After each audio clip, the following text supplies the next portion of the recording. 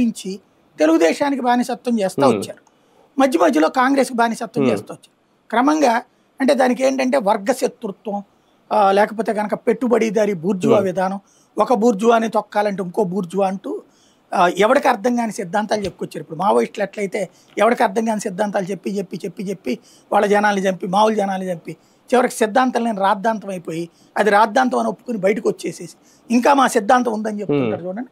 అదే పని రాజకీయ ప్రత్యక్ష రాజకీయాల్లో కమ్యూనిస్టులు చేసుకొచ్చారు. వాళ్ళ సిద్ధాంతం ఏంటో వాళ్ళకే తెలియదు.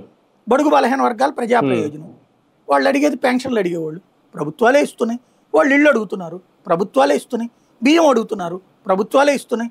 సంక్షేమ పథకాలు అడుగుతున్నారు, ప్రభుత్వాలు ఇస్తున్నాయి. ఇంకా వాళ్ళదేంటి సిద్ధాంతం అంటే వాళ్ళు ఏమంటారు, ఒకప్పుడు మా పోరాటాల ఫలితంగా వచ్చిందంట.